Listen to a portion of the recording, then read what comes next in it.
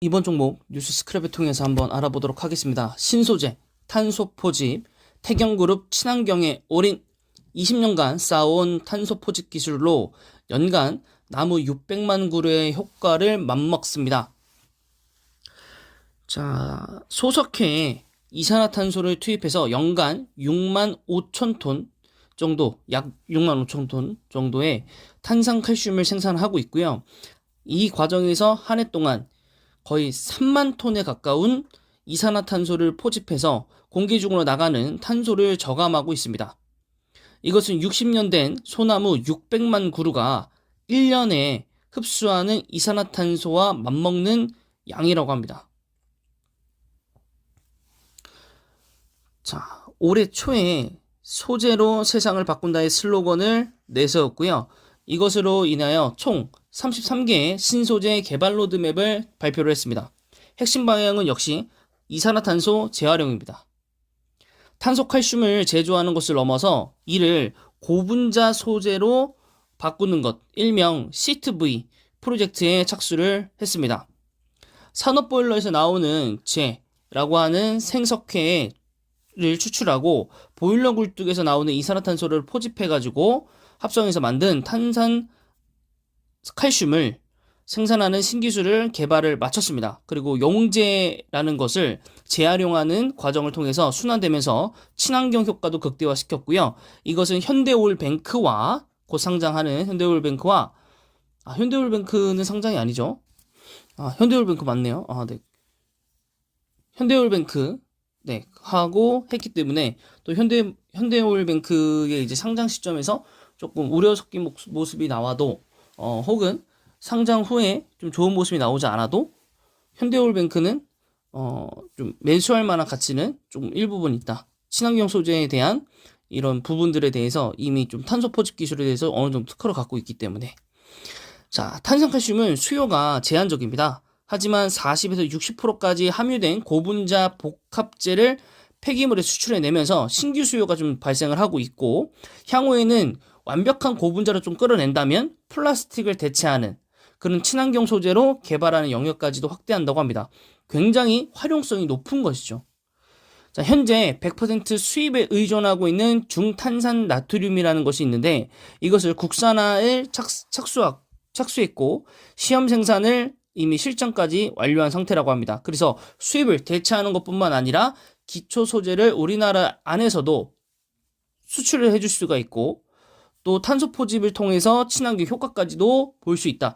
그래서 이게 어느 정도 좀 사업의 형태만 갖춘다면 이 태경그룹 자체가 어떤 이 이산화탄소 포집에 대해서 좀 선두적인 역할을 하지 않을까.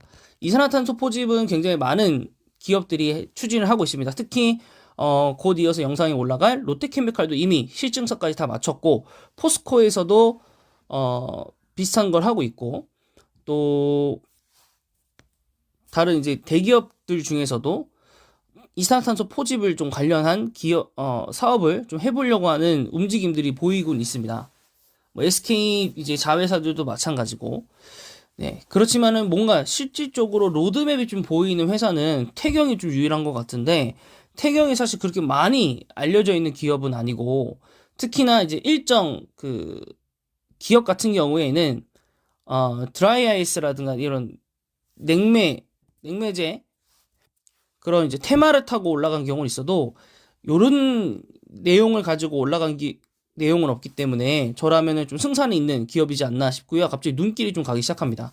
자, 그럼 관련 차트들 보고 오시겠습니다.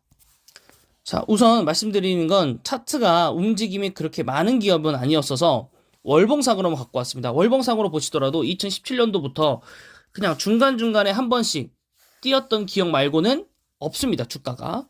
네, 이때들도 전부 다 화학에 집중되어 있는 것이죠. 특히 2018년도 요때는 여름이었기 때문에 또 이제 택배사들이라든가 또 이제 화학 비료 이런 것들 때문에 좀 그런 냉매제 이런 것들로 아마 상승을 좀 했던 것 같고 요때도 이제 그 택배 물류난에다가 또 그 뭐죠? 백신 같은 경우에 이제 냉동으로 했어야 되기 때문에 그런 드라이 아이스 때문에 좀 올라갔습니다. 왜냐면 이제 같이 어쨌든 태경 그 사업 구성 안에 실제로 지금 뒤에 있는 종목 중에서도 있고 관련된 기업이 있기 때문에 같이 좀 상승한 이력이 있는 것입니다. 태경산업은 이제 지주회사의 느낌이고요. 그다음에 시가총액은 2천억이 좀 안 되는 코스피 조금 작은 회사이고, 그다음에 액면가 500원이고 외국인 소진율도 거의 많지 않습니다. 재무 보시면 사실 재무는 좋지 않습니다. 지주사의 역할을 좀 하다 보니까 조금 재무상으로는 매출액도 좋지 않고 영업이익은 왔다 갔다 하고 있고, 그 다음에 단기 수익률도 올라가다 내려가고 있고 조금 유동적입니다. 모든 게 좀 유동적이고, 올해 분기는 점점 이제 주가가 좀 내려가면서 퍼가 좀 줄어들었지만 작년에는 퍼가 굉장히 컸다. 배당도 주긴 하지만 배당도 왔다 갔다 좀 하는 것 같고, 네, 요때 아마 올라갔던 것들이 좀 오버하지 않았나 싶고 지금 좀 조정을 받은 상태인 것 같고요. 그 다음에 태경 BK입니다. 태경 BK의 경우 앞서서 신문 사진에도 보이듯이 탄소 포집 기술 실제로 설치되어 있는 기업이고요. 이 회사가 그걸 만든다는 건 아니고 거기서 좀 설치가 되어 있다라는 거. 어쨌든 연관은 좀 되어 있다. 예. 그래서 어쨌든 거기 기업에 이제 포착이 되어 있기 때문에 뭐 포집을 거기서 하는 걸 수도 있겠죠. 뭐 자세하게 알아보지는 않았지만 여기도 이제 주봉이나 일봉상으로는 크게 움직인 지점은 없고 요때 여름쯤에 항상 움직였던 그 구간들은 있었기 때문에 좀 그 부분들은 올라갔고 그 이후에는 좀 이렇게 하락하는 연초까지는 좀 하락하는 모습들이 있기 때문에 연초엔 좀 하락하는 모습을 보일 수 있다. 그래서 그때 좀 노리고 태경 BK는 좀 들어가도 나쁘지 않겠다. 여기도 코스피 상장되어 있는 기업이고 태경 산업하고 얼마 차이 나지 않습니다. 재무제표 보시면 여기도 조금 하락하고는 있습니다. 영업이익도 좀 왔다 갔다 하고요. 단기 수익률도 조금 왔다 갔다 합니다. 그래도 올해는 좀 그래도 어느 정도 선방을 좀 한 느낌은 좀 있는 것 같고, 작년에는 올해가 오히려 더 좋죠.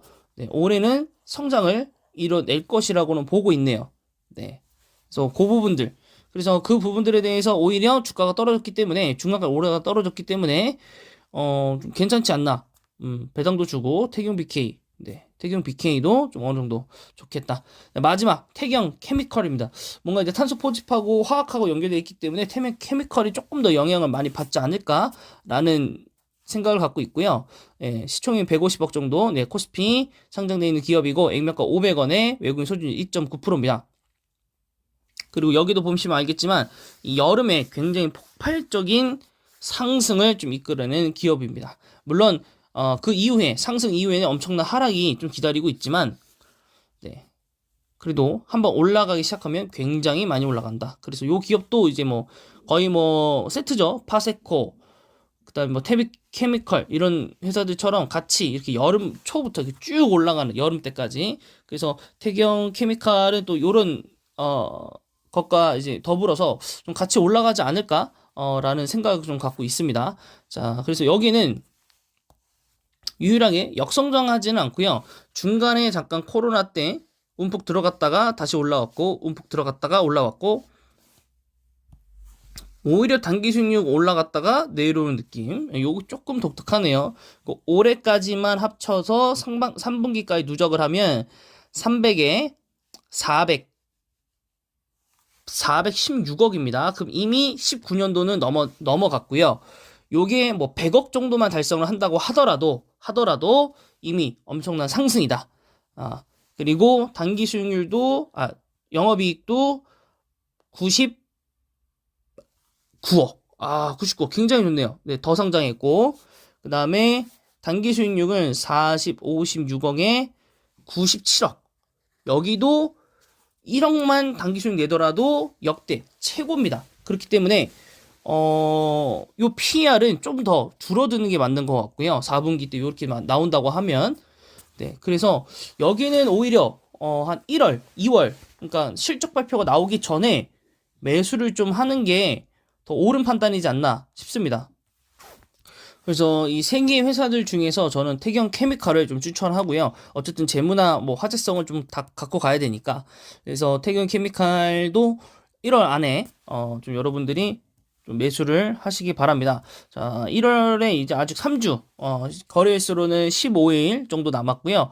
예, 그 기간 안에 좀 매수를 하시는데, 저라면은 1월 말쯤에 좀 추천을 드립니다. 1월 말쯤에 설 연휴가 있기 때문에 조금 이제 차익 실현 매물들이 나올 수 있으므로, 예, 그 기간 내에 아마 매수를 하시는 게 훨씬 더 도움이 되지 않을까 싶습니다.